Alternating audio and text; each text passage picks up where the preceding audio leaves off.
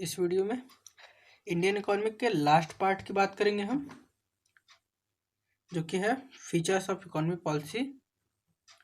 और कुछ भी है और कुछ है success and failures of planning. Okay, तो शुरू करते हैं। This is Hrithik Pandey, you are watching commerce community, let's begin.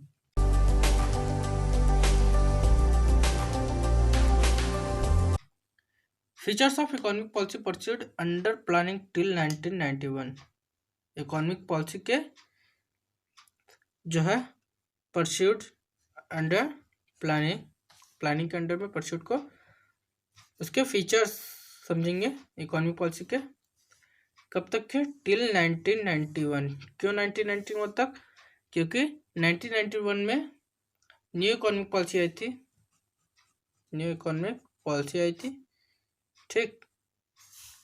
इसलिए अभी 1991 तक ही करेंगे। ओके, तो सबसे पहला है heavy reliance on public sector.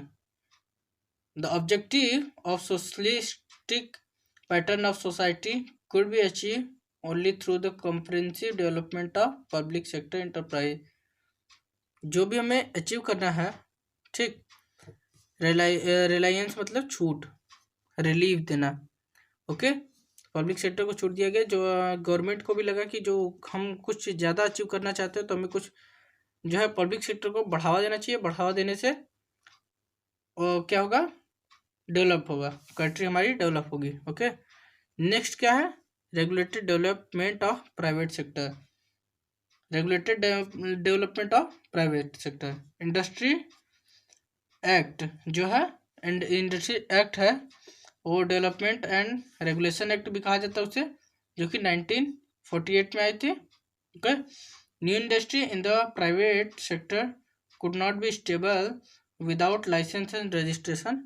इसमें आया था कि जो प्राइवेट सेक्टर के फर्म्स हैं या कंपनीज हैं, वो बिना जो कि इसके एक्ट, इंडस्ट्रियल एक्ट के तहत, वो बिना लाइसेंस और रजिस्ट्रेशन के नहीं सर्वाइव कर सकते या इस्टेब्लिश नहीं हो सकते। Okay, monopolies and restrictive trade practices act 1969। Okay, next is protection of small scale industry and regulation of large scale industry. तो इसमें क्या होगा? जो लार्ज स्केल इंडस्ट्री है वो रेगुलेट किसके द्वारा की जाती है?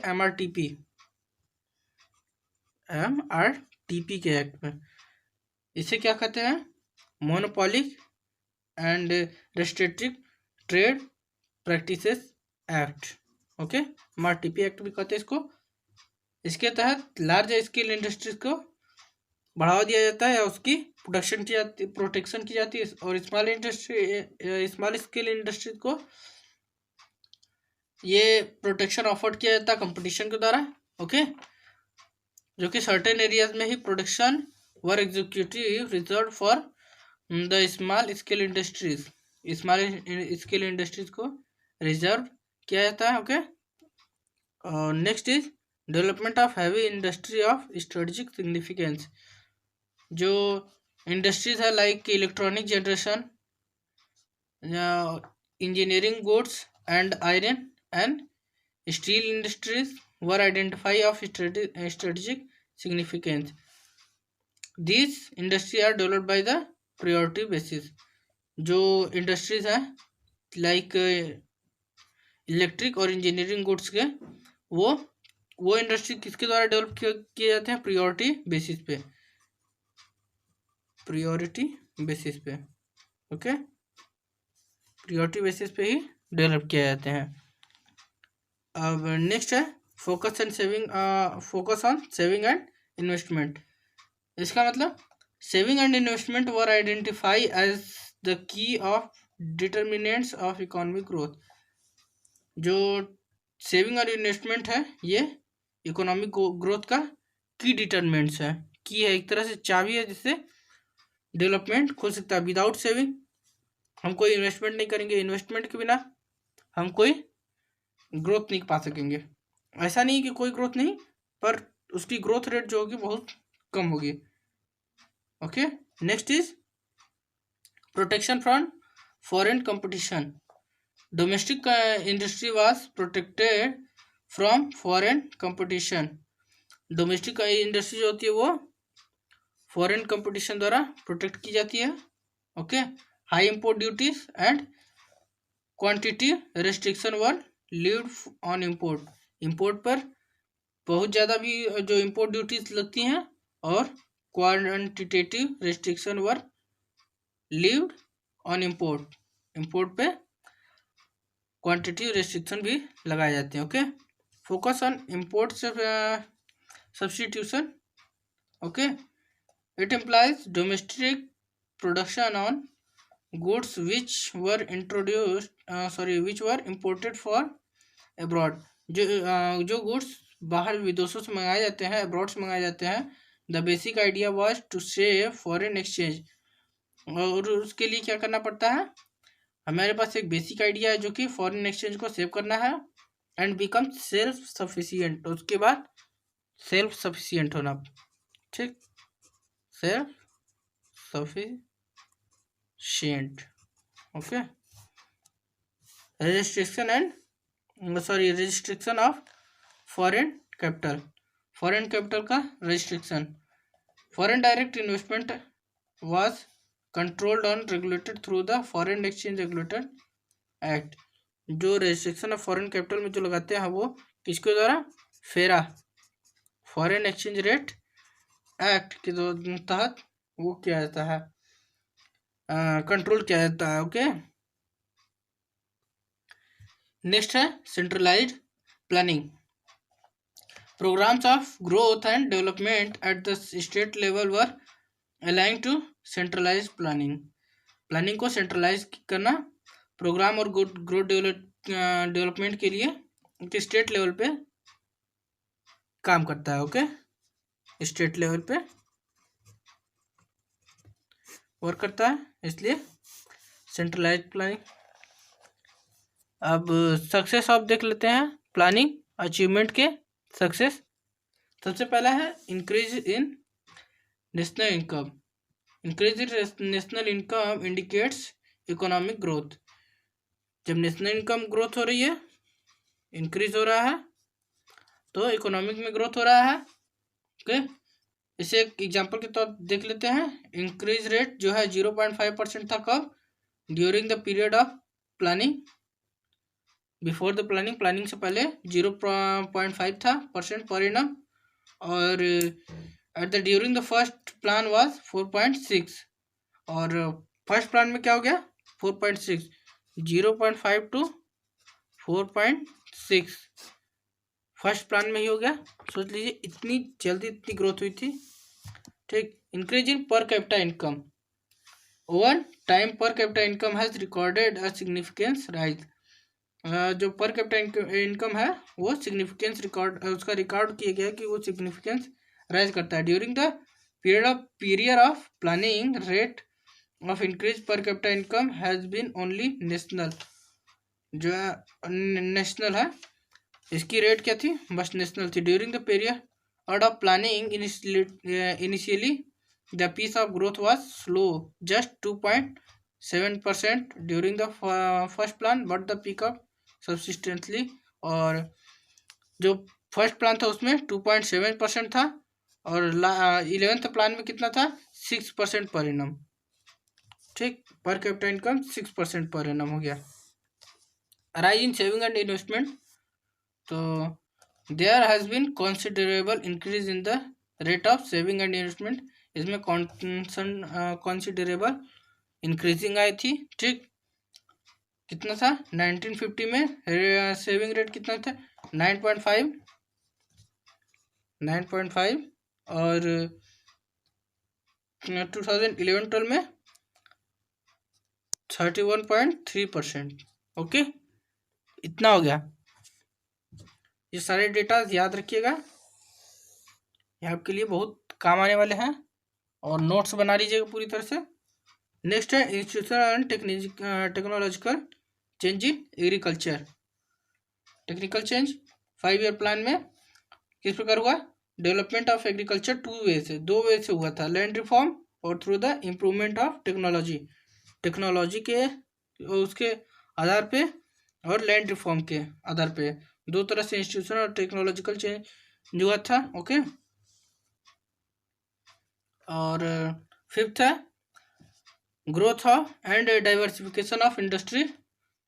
जो 5 ईयर प्लान क्या देता है, एक बिग पुश दिया to the basic and capital goods industry from the industry iron and steel machinery. Okay, chemical fertiliser इनके लिए क्या दिया, बहुत अच्छी पुश दिया था। During the planning period growth rate of industry production has been around 7% per annum. जो period था, मतलब ड्यूरिंग द प्लानिंग पीरियड में 7% था, और 11th प्लान में कितना हो गया 7.2, इट इंक्रीज 5.8%, और ये 5.8% इंक्रीज हुआ था, 5.8%। ओके, और नेक्स्ट है इकोनॉमिक इंफ्रास्ट्रक्चर। इकोनॉमिक इंफ्रास्ट्रक्चर का मतलब transportation, communication, irrigation facility and power generation capacity, banking and insurance, fertility are the key element of economic infrastructure. Economic infrastructure के कौन कौन से की है, transportation, communication, irrigation facility and man power generation capacity, banking and insurance facility are the key. Okay, तो Indian railway has become one world largest railway network. Indian railway network जो है अब क्या बन चुका है, वर्ल्ड लार्जेस्ट रेलवे नेटवर्क है। Okay, next is social infrastructure. Social infrastructure मतलब health and education facility are the key parameter. Okay, social infrastructure की पैरामीटर क्या है, हेल्थ है, एजुकेशन। जैसे डेथ रेट 6.4 था पर 1000 2016 में, और 27% किसमें था 1951 में। ठीक, तो इससे भी कम हुआ। Employment, serious effort has been made during plan increase employment opportunity. जो गवर्नमेंट थी वो एम्प्लॉयमेंट अपॉर्चुनिटी को बहुत सीरियस रूप से लेते हुए उसे इंक्रीज करना चाहती। ओके, तो गवर्नमेंट जो थी इसलिए बहुत सारे स्कीम लॉन्च की। During the 11th plan employment rate come down 8.3%, और 2011-12 में 5.6% थी, हो गई, मतलब 8.3% से गिर के 5.6%। ओके, सॉरी, ये 11th-12th में ये था 5.6%, और ये 8.3 2004-06 में 4-5 में। ओके, इससे गिर के ये हो गया, मतलब कि एम्प्लॉयमेंट भी बढ़ा हमारा। इंटरनेशनल ट्रेड देख लेते हैं। इंटरनेशनल ट्रेड में क्या कहता है, ये जो हमारे रेस्ट ऑफ द वर्ल्ड से जो ट्रेड होते हैं उसे क्या कहते हैं, इंटरनेशनल ट्रेड करते हैं। Volume and value of India's foreign trade have been increased substantially. जैसे कि 792 करोड़ किसमें था, 1948 और 49 में करोड़ में था ये। ओके, और अब कितना है 719 करोड़, एंड 2016 एंड 17 में इतना था। ओके, और 793 ओनली इन 48-49 में। ओके, अब failures of planning in India देख लेते हैं। नेक्स्ट टॉपिक है फेलियर्स। क्या है, सबसे पहला फेलियर है abject poverty. Elevation of poverty was the central theme of planning, but this is very stand in India. 21.9% population still lies below the poverty line. India में जो है 21.9% लोग जो हैं वो बिलो द पॉवर्टी लाइन है। Okay, ये वो प्लानिंग में सेंट्रल थीम था ऑब्जेक्ट ऑफ पॉवर्टी, बट ये फेलियर ये पूरी तरह से नहीं हो पाया था। High rate of inflation, we have failed to tackle inflationary spiral in the country because the high rate of inflation during the 5-year plan, real income of the people has tended to erode। मतलब कि high rate inflation आने लगा था, inflation को भी ध्यान में रखा गया था कि इसको भी कम किया जाएगा, परंतु ये हो नहीं पाया था, ये और भी बढ़ गया था।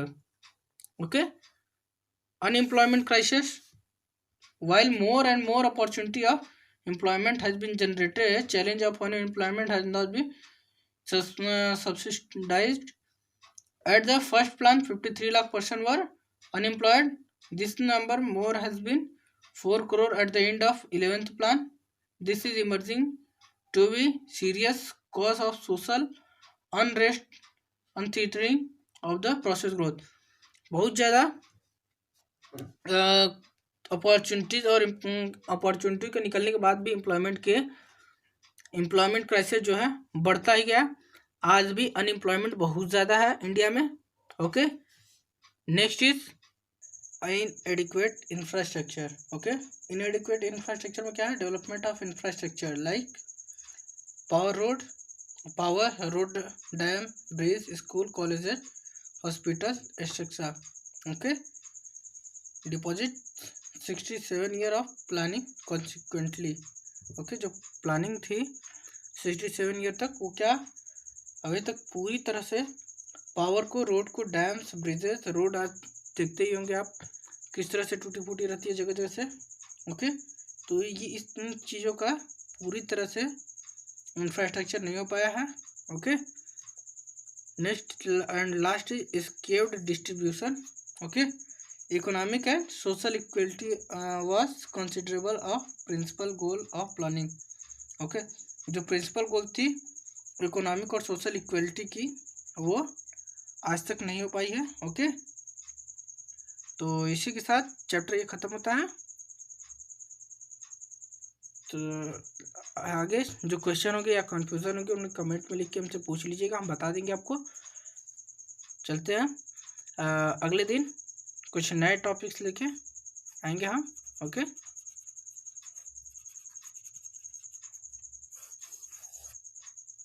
Thanks a lot, good bye.